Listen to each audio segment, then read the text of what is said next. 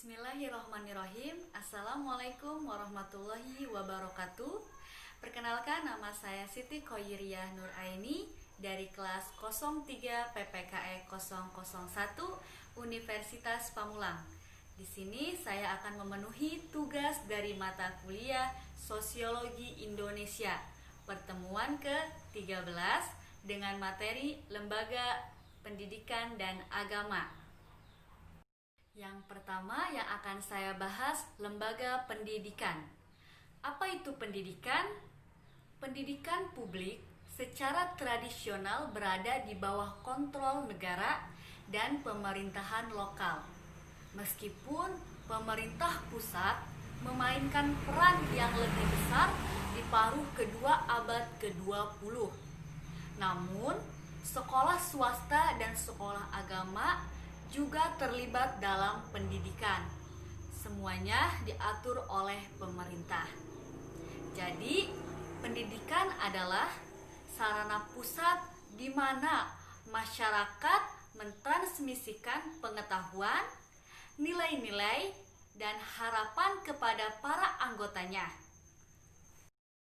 Adapun tujuan umum dari pendidikan adalah untuk memberikan pemahaman kepada mahasiswa tentang fungsi sosial yang efektif. Pendidikan sering mencakup transmisi, prinsip dan nilai-nilai, karakter pribadi, dan disiplin pikiran. Hal ini dapat memberikan informasi dan menyampaikan pengetahuan kepada individu. Pendidikan dapat berupa formal atau informal dan dapat terjadi dalam berbagai pengaturan, meskipun kita sering menganggapnya sebagai sistem persekolahan. Yang kedua yang akan saya bahas, pendidikan dan reproduksi masyarakat. Sekolah punya sejumlah fungsi penting dalam masyarakat. Transmisi pengetahuan adalah fungsi yang jelas dari pendidikan. Tetapi di samping itu, kita belajar untuk mengikuti aturan masyarakat dan untuk menghormati otoritas. Dan kita mendapatkan sosialisasi untuk mengembangkan kualitas lain yang pada akhirnya akan membuat kita menjadi pekerja yang efisien dan patuh.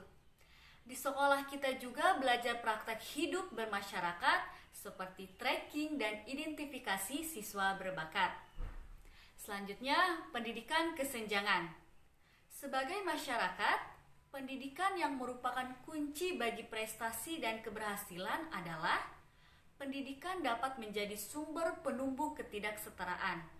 Stratifikasi dalam sekolah sering mencerminkan sistem strata dalam masyarakat yang lebih besar, di mana perempuan dan anak perempuan, siswa kelompok-kelompok minoritas, siswa miskin atau kelas pekerja, atau siswa penyandang cacat didiskriminasikan baik oleh individu dan sistem kelembagaan.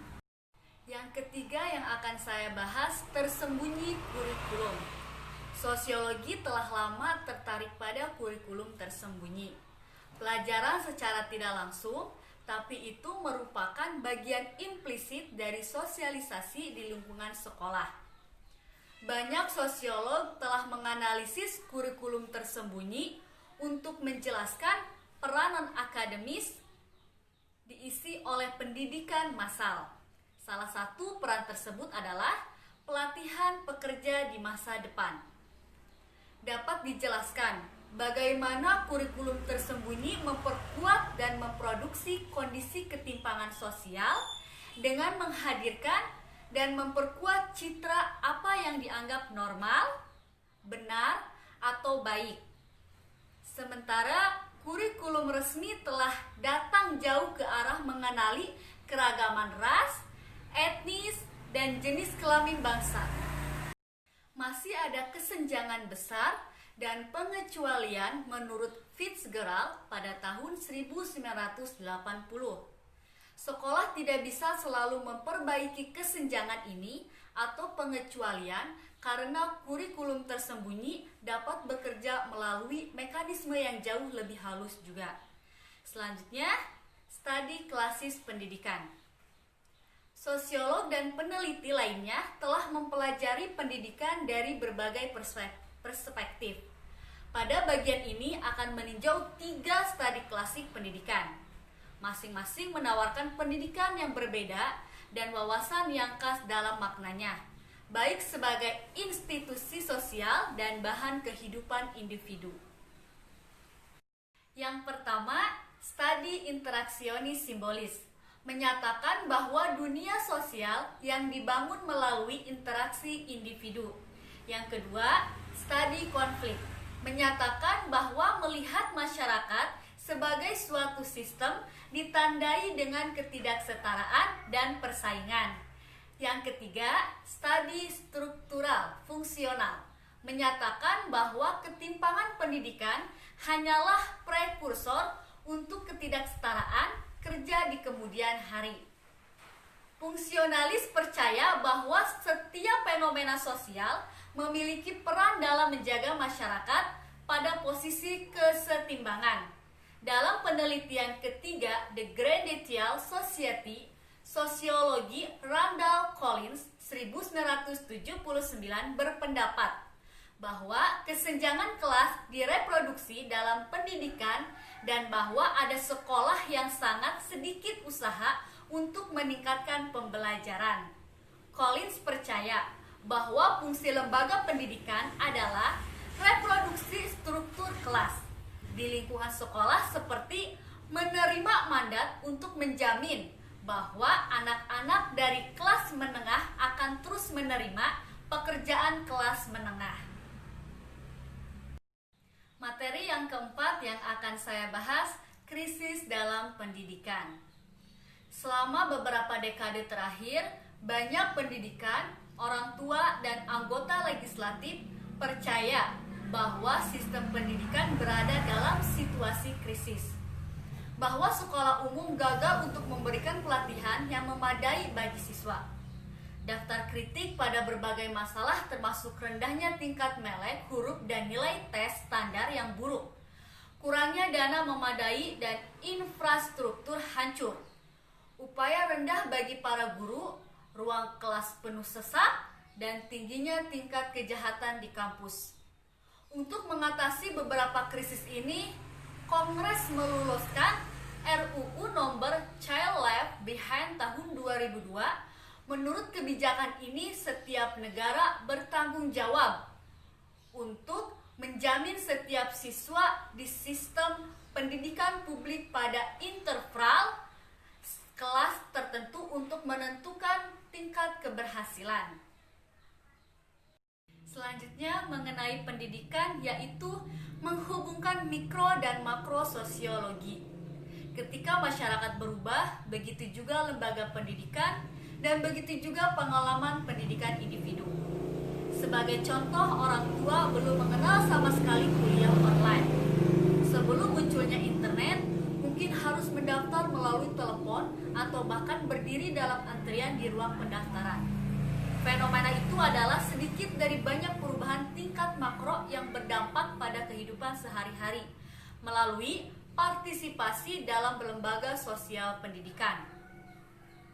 Pendidikan bukan satu-satunya lembaga sosial yang terkait dan saling berhubungan dengan ajaran masyarakat. Penting nilai-nilai dan norma-norma yang harus dijalankan sebagai anggota masyarakat. Agama adalah lembaga sosial lain dari mana kita belajar banyak tentang menjadi anggota masyarakat. Bahkan, jika kita memberontak terhadap pendidikan agama atau tidak memiliki agama, hidup kita tersentuh dengan cara-cara yang diajarkan oleh agama, karena agama merupakan lembaga sosial yang dominan dalam kehidupan sosial. Selanjutnya yang akan saya bahas materi tentang lembaga agama. Apakah agama itu? Bagi sosiologi, agama merupakan pelembagaan sistem keyakinan atau proposisi dan ide-ide yang diselenggarakan atas dasar iman dan ritual atau praktek berdasarkan keyakinan mereka yang mengidentifikasi hubungan antara sakral, suci, ilahi atau supranatural, dan profan seperti biasa sehari-hari. Keyakinan dan ritual memiliki sejumlah fungsi. Yang pertama, agama membentuk perilaku sehari-hari dengan menyediakan panduan moral, nilai-nilai, aturan-aturan, dan norma bagi para penganutnya. Yang kedua, fungsi lain dari agama adalah untuk memberikan makna pada hidup individu. Dan fungsi terakhir agama memberikan kesempatan kepada individu dan bersama-sama dengan orang lain untuk berbagi dalam kegiatan kelompok dan membangun identitas untuk membentuk organisasi-organisasi sosial yang kohesif dan menjadi bagian dari jemaat yang berpikiran lain. Organisasi keagamaan juga berperan menjadi agen keadilan sosial dan perubahan. Dari perspektif konflik agama adalah kompleks, ia dapat menundukkan dan menindas, dan pada saat yang sama dapat membebaskan. Ia mungkin membantu menjelaskan pendekatan yang tampaknya bertentangan. Sementara prinsip kuasi religius adalah inti dari banyak ideologi nasional yang dipegang oleh banyak negara. Banyak negara lain percaya bahwa agama harus dipisahkan dari kehidupan politik kolektif seperti Perancis. Apa itu fundamentalisme? Fundamentalisme merupakan cara-cara memahami dan menafsirkan teks-teks suci yang dapat menjadi bagian dari setiap denominasi atau sekte. Pendekatan fundamentalis untuk ketiga agama-agama besar mendapatkan popularitas dalam menanggapi perubahan yang kompleks sosial tahun 1960-an dan 1970-an di seluruh dunia. Karena fundamentalisme menyediakan individu untuk kembali ke tradisi dan sederhana dari berbelenggu nilai-nilai ambigu dan ideologi yang berkembang di zaman modern. Dengan menyatakan kesetiaan pada kelompok keagamaan tradisional, menjanjikan kepastian dalam menghadapi perubahan dan menghibur dan mendamaikan individu dari kegelisahan atas ketimpangan zaman modern, tetapi memiliki konsekuensi sosial dan politik yang lebih luas. Selanjutnya, masyarakat sekuler.